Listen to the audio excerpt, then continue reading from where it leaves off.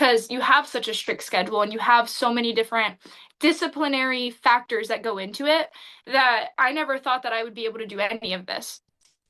Today's guest is Kylie Martin, better known online as Kylie Monster BMX, a rising voice in the world of BMX racing and action sports. From high-speed racetracks to social media, she shares not just the thrill of competition, but the real journey behind it, the discipline, setbacks, and determination it takes to keep showing up when the ride gets tough.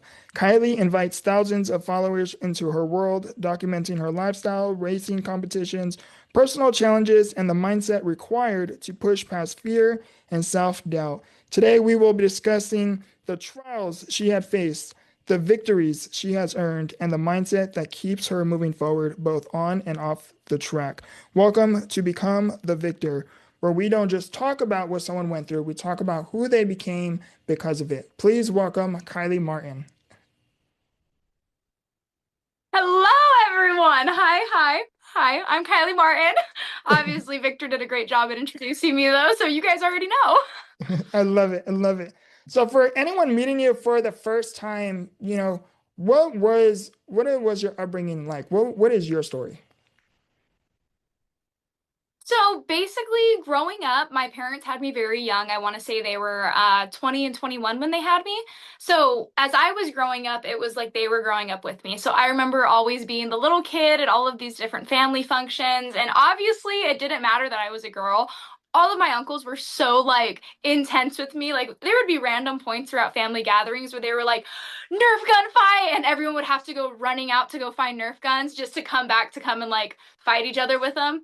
I remember one time they like held me captive inside of this like little treasure box because they were like, "No, you're our hostage." Like we were playing banks and robbers, things like that. Like we were just very intense and very active and things. And another thing that we always had grown up doing was going out and riding dirt bikes and going out and riding trails and things like that.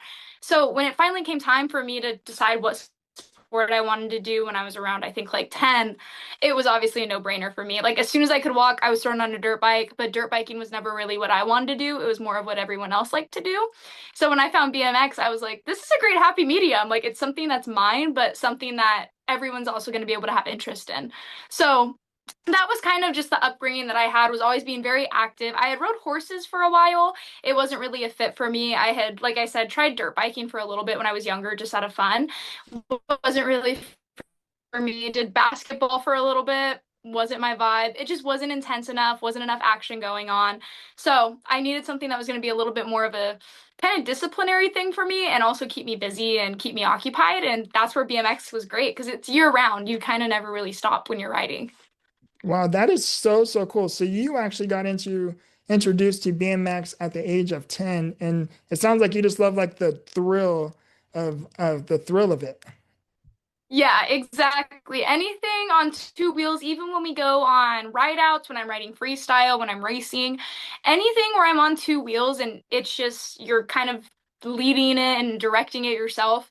Because realistically, no one can tell you what to do when you're on a bike. Like it is you, the bars, and the two wheels, and you're the one that's managing everything. You kind of dictate exactly what it is that you're doing, where you're going, and if your coach is yelling at you, no, do this, you don't have to do that because you're the one controlling it, which is something that I loved because it was a very individualistic sport, but you were still able to kind of build a team around it and build a family around it, but still be your own person at the end of the day. I never liked team sports because I feel like certain players would get highlighted more than others, or you could kind of just get lost in the chaos or always be the center of attention. And I never wanted that. I wanted it to just be, I am who I am. And if people don't like that or they don't want to pay attention to that, they don't have to. There's plenty of other riders on the track. But if people want to pay attention to me, I knew that I was going to be entertaining them and making it a personable experience for them.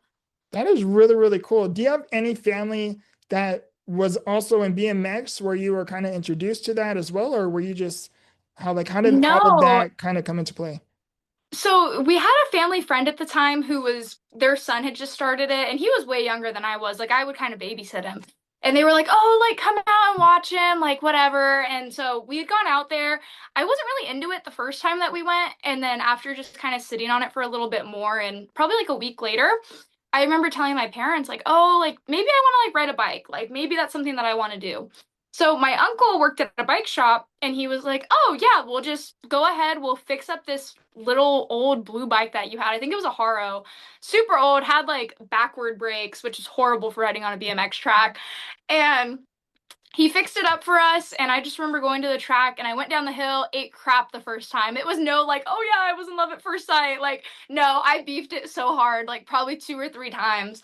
But then by the fourth time and fifth time, I started figuring it out. And by the end of the night, I just remember telling my parents, like, yeah, this is what I want to do. So I want to say about probably a week later, we went and bought an actual race frame, and that ended up just being my life after that.